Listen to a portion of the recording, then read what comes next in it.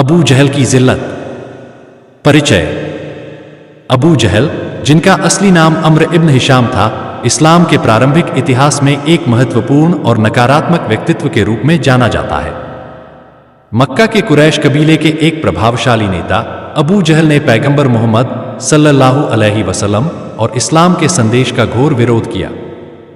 उनकी जिद, अहंकार और सत्य के प्रति दुश्मनी ने उन्हें अबू जहल, अज्ञानता का पिता, का खिताब दिलाया, जो उनके मूल नाम अबू अल-हकम, बुद्धिमत्ता का पिता, के विपरीत था। इस लेख में हम अबू जहल की जिल्लत, अपमान की कहानी का विश्लेषण करेंगे, जो उनकी हठधर्मिता, अहंकार और ईश्वरीय सत्य के खिलाफ विद्रोह का परिणाम थी। उनकी कहानी न केवल इस्लामी इतिहास का एक महत्वपूर्ण हिस्सा है, बल्कि यह हमें अहंकार के परिणामों और सत्य के प्रति समर्पण के महत्व को भी सिखाती है। ऐतिहासिक पृष्ठभूमि: जाहिलियत का युग और अबू जहल।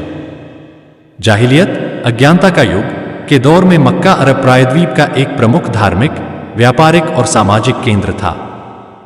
कुरैश कबीला, जिसका मक्का पर प्रभुत्व था, अपनी सामाजिक और आर्थिक शक्ति के लिए जाना जाता था। अबू जहल, जो बनु मखजूम कबीले से थे, कुरैश के सबसे प्रभावशाली नेताओं में से एक थे। उनकी धन संपदा, बुद्धिमत्ता और नेतृत्व क्षमता ने उन्हें मक्का में एक उच्च स्थान दिलाया था। फिर भी जब पैगंबर मोहम्मद सल्लल्लाहु ने एकेश्वरवाद और सामाजिक सुधार का संदेश देना शुरू किया, तो अबू जहल ने इसे अपनी सत्ता और सामाजिक व्यवस्था के लिए खतरा माना।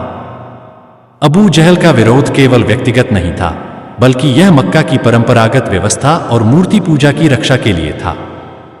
वह इस्लाम के संदेश को दबाने के लिए हर संभव प्रयास करने को तैयार थे, चाहे वह हिंसा हो, उपहास हो या सामाजिक बहिष्कार। उनकी इस हठधर्मिता ने उन्हें इस्लाम के सबसे बड़े दुश्मनों में से एक बना दिया। अबू जहल का इस्लाम विरोध। अबू जहल का इस्लाम के प्रति विरोध कई रूपों में प्रकट हुआ। उन्होंने पैगंबर मोहम्मद सल्लल्लाहु का मजाक उड़ाया, उनकी शिक्षाओं को अस्वीकार किया और उनके अनुयायियों को यातनाएं दी। उदाहरण के लिए, उन्होंने हजरत बिलाल रज़ियल्लाहु अन्हु जैसे शुरुआती मुसलमानों को क्रूर यातनाएं दी, जिन्हें वे गुलाम मानते थे। इसके अलावा अबू जहल ने बनु हाशिम और बनु मुत्तलिब कबीलों के सामाजिक और आर्थिक बहिष्कार का नेतृत्व किया, जिसके कारण पैगंबर और उनके अनुयायियों को 3 साल तक शैब अबी तालिब में भुखमरी और कठिनाइयों का सामना करना पड़ा। अबू जहल की शत्रुता का एक और उदाहरण उनकी पैगंबर की हत्या की साजिश थी। जब मक्का के कुरैश नेताओं ने देखा कि इस्लाम का प्रभाव बढ़ रहा है, तो अबू जहल ने सुझाव दिया कि सभी कबीलों के प्रतिनिधियों द्वारा पैगंबर पर हमला किया जाए, ताकि कोई एक कबीला बदला लेने का जिम्मेदार न हो। हालांकि अल्लाह ने पैगंबर को इस साजिश से अवगत कराया और वे मदीना हिजरत कर गए। बद्र की जंग, अबू जहल की जिल्लत का चरम। बद्र की जंग, अबू जहल की जिल्लत का चरम। बद्र की जंग 624 इस्लामी इतिहास की पहली बड़ी जंग थी और अबू जहल की जिल्लत का प्रतीक बन गई। इस जंग में मक्का के कुरैश ने एक विशाल सेना तैयार की थी, जिसका नेतृत्व अबू जहल कर रहे थे। उनकी सेना में लगभग 1000 योद्धा, 100 घोड़े और 700 ऊंट थे, जबकि मुसलमानों की संख्या केवल 313 थी, जिनके पास सीमित संसाधन थे।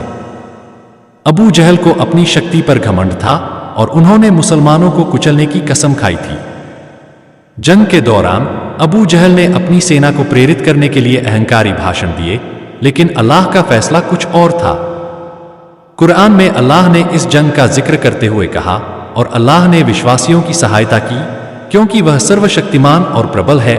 सूरह अल-अनफाल 8:19। जंग में अबू जहल का अंत 2 युवा अंसारी लड़कों, मुआज और मुअव्विज के हाथों हुआ। ये दोनों भाई, जो अभी किशोरावस्था में थे, ने अबू जहल को ढूंढ निकाला और उसे मार गिराया। यह घटना अबू जहल की जिल्लत का सबसे बड़ा प्रतीक थी, एक शक्तिशाली और अहंकारी नेता का अंत 2 साधारण किशोरों के हाथों। जब अबू जहल घायल होकर जमीन पर गिरे, तो हजरत अब्दुल्लाह इब्न मसूद रज़ियल्लाहु ने उनसे पूछा, क्या तुम अब भी अल्लाह के रसूल का विरोध करोगे? अबू जहल ने अपने अंतिम क्षणों में भी अहंकार दिखाया, लेकिन उनकी मृत्यु ने यह साबित कर दिया कि सत्य के सामने अहंकार और शक्ति का कोई मोल नहीं। जिल्लत का इस्लामी परिप्रेक्ष्य। इस्लाम में जिल्लत का अर्थ केवल सामाजिक अपमान नहीं, बल्कि वह आध्यात्मिक और नैतिक पतन है जो सत्य के विरोध और अहंकार के कारण होता है। कुरान में अल्लाह कहते हैं, और जो लोग हमारे रास्ते में कोशिश करते हैं हम निश्चित रूप से उन्हें अपने रास्तों की ओर मार्गदर्शन करेंगे। सूरा अल-अनकबूत 29-69। इसके विपरीत जो लोग सत्य का विरोध करते हैं वे अंततः अपमान और असफलता के भागी बनते हैं। अबू जहल की कहानी इस सिद्धांत का जीवंत उदाहरण है। हदीस में भी पैगंबर सल्लल्लाहु ने अहंकार के खतरों के बारे में चेतावनी दी है। वह व्यक्ति जन्नत में प्रवेश नहीं करेगा जिसके दिल में राई के दाने के बराबर भी अहंकार होगा। सही मुस्लिम।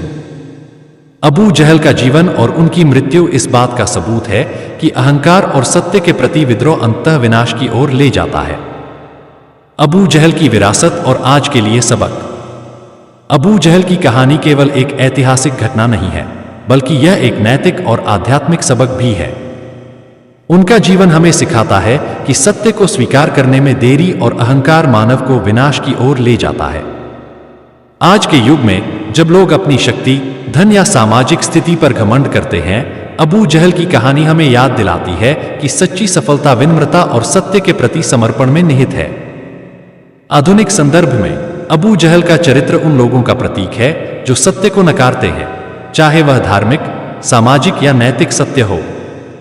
उनकी जिल्लत हमें यह सिखाती है कि हमें अपने कार्यों और इरादों की जांच करनी चाहिए और अल्लाह के मार्गदर्शन की तलाश करनी चाहिए।